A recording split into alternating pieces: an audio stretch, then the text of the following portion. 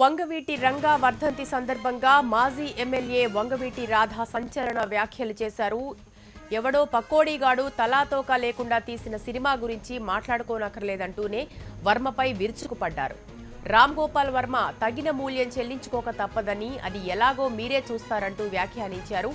వర్మకు డబ్బులే కావాలంటే రంగా అభిమానులు చందాలు పోగేసైనా ఇచ్చేవాళ్లని, డబ్బు కోసం ఇష్టం వచ్చిన రీతిలో సినిమాను తీశాడంటూ రాధ మండిపడ్డారు.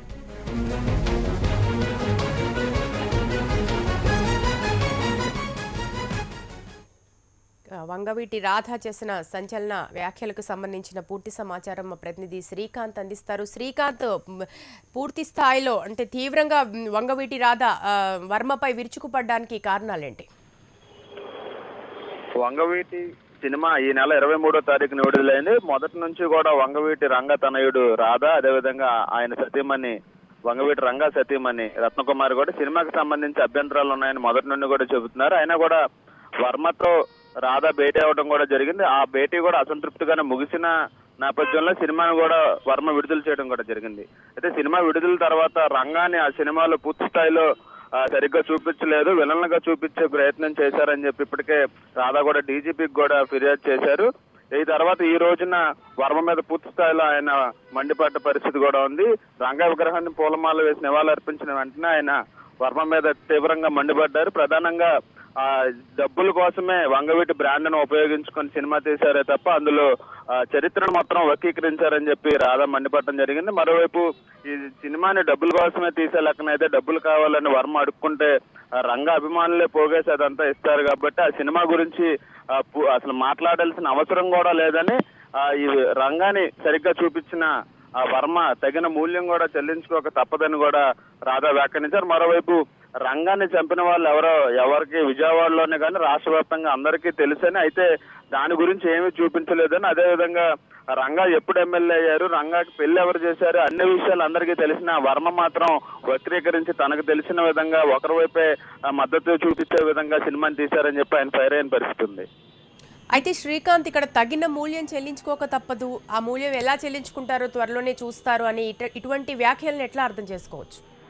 అంటే గతంలో ఈ సినిమాకి సంబంధించి మొదటి నుంచి కూడా కోర్టుకు కూడా వంగవీటి రాధా వెళ్లారు. సినిమాని ఆపే ప్రయత్నం కూడా ఆయన చేశారు. అయితే కోర్టుకు వెళ్ళిన తర్వాతే రాధాతో వర్మ కూడా భేటీ అవ్వడం కూడా జరిగింది. అయితే మీడియా కూడా రాధాని అడిగారు, ఏ విధంగా మూల్యం చెల్లించుకోబోతారంటే ఆయన మీరే చూస్తారనే సమాధానం చెప్పారు తప్ప దాని స్పష్టత అయితే ఇవ్వలేదు. ఈ రోజంతా కూడా విజయవాడ, కృష్ణా జిల్లాలోని అనేక ప్రాంతాల్లో రంగా వర్ధంతి కార్యక్రమాల్లో రాధా పాల్గొన్నారు. ఏం జరుగుద్ది అనేది ఇప్పటికే పోలీసులు కూడా అన్ని ప్రాంతాల్లో కూడా పటిష్ట బందోబస్తు కూడా ఏర్పాటు చేసిన పరిస్థితిని, ఏం జరుగుద్ది అనేది మాత్రం కొంతసేపు లైన్ లో ఉండండి. అసలు వంగవీటి రాధ కొద్దిసేపటి క్రితం మాట్లాడారు, ఆయన ఏం మాట్లాడారు విందాం.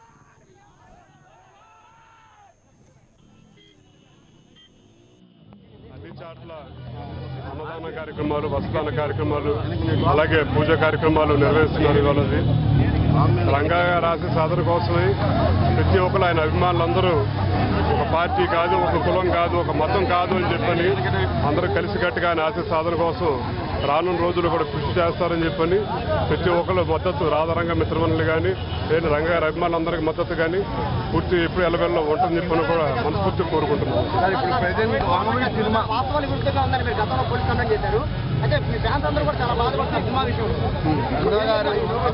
కాకుండా పక్కదారి పెట్టి ఓన్లీ హత్య రాజకీయాల వరకే తీశారనేది అభిమానులందరూ కూడా ఆవేదన వ్యక్తం. ఇప్పుడు ఎవడో పకోడీగాడు ఏదో సినిమా తీశాడని చెప్పని ఇప్పుడు ఎవరిదో రుచిగా ఉందని చెప్పని అంటే బాధ చూసుకోమని చెప్పనాలి. రంగా గారు అనేది లేదా వంగవీటి అనేది ఒక బ్రాండ్ అని చెప్పని ఒక పేరు పెట్టి ఇవాళకి కూడా ఆ పేరు ఉపయోగించుకుంటున్నారంటే ఎంత దౌర్భాగ్యం అని చెప్పని. డబ్బు సంపాదించుకోవడానికి రకరకాల మార్గాలు ఉంటాయి. కొంతమంది రంగా గారి పేరు రాజకీయంగా లబ్ధి పొందడానికి ఉపయోగపడతారు, కొంతమంది ఆర్థికంగా పొందడానికి ఉపయోగపడతారు. కానీ ఇలాగ అవతల రంగా గారు చంపిన వాళ్ళు ఏదో గొప్పగా చూపిద్దామని చెప్పని అనుకునే భావంతో పట్టపు కూడా తిందామని చెప్పని అనుకునే వాళ్ళకి నీకు నిజంగా డబ్బు కక్కుతుందని చెప్పంటే రంగా గారి అభిమానులు నాకు డబ్బు కావాలి అని చెప్పి రంగా గారి పేరు డబ్బు కావాలని చెప్పంటే ప్రతి ఒక్కరు తీసి చిల్లరపడేస్తారు నీ మొహాన. జీవితాంత కాలం నీకు డబ్బు కొరవంటూ లేకుండా పోతుంది. అంతమంది రంగా గారి అభిమానులు ఉన్నారు అసలు. సో ఇలాంటి వేస్ట్ గా గురించి పట్టించుకోవాల్సిన అవసరం లేదు అసలు. ఇప్పుడు మొదలా చివరా తెలియని వాళ్ళు అసలు మొదలా చివరా తెలియని వాళ్ళ గురించి సినిమా తీశాను, నాకు అన్ని తెలిసి తీశారని చెప్పంటే రంగారు ఎప్పుడు శాసనసభ్యులు అయ్యారు, లేదని చెప్పి ఇప్పుడు ఎన్నింటి మరణించారు, అంటే రాధా గారు ఏ సందర్భంలో మరణించారని చెప్పి తెలియని వాళ్ళ గురించి అసలు యూజ్లెస్ ఫెలోస్ అంతా ఊళ్ళో.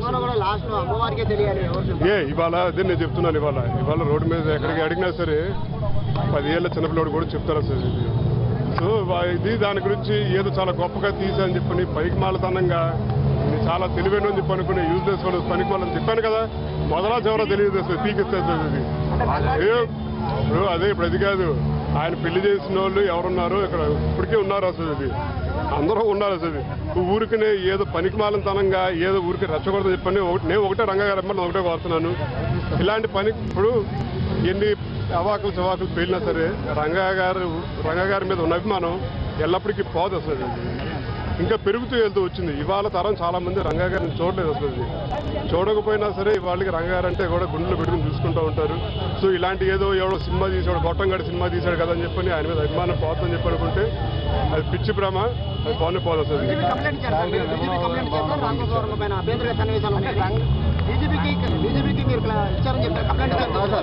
పోలీసు వాళ్ళు చూసుకుంటారు, నేను చూసుకుంటాను. నాకేం చేయాలో నాకు బాగా తెలుసు అసలు. ప్రతి ఒక్కడు మూల్యం చెల్లించే రోజు మాత్రం కన్ఫర్మ్ గా వస్తుంది, వచ్చినప్పుడు వస్తుంది. సో శ్రీకాంత్ తలాతోక తెలియకుండా సినిమా తీశాడు అంటూ తీవ్రంగా మండిపడుతున్నారు రంగా, చెప్పండి.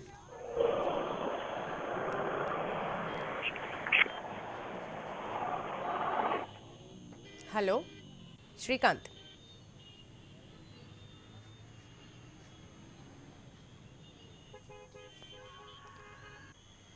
శ్రీకాంత్ తలాతోక తెలియకుండా సినిమా తీశారు అంటూ రాధా తీవ్ర స్థాయిలో మండిపడుతున్నారు వర్మ పైన, పూర్తి డీటెయిల్స్ చెప్పండి.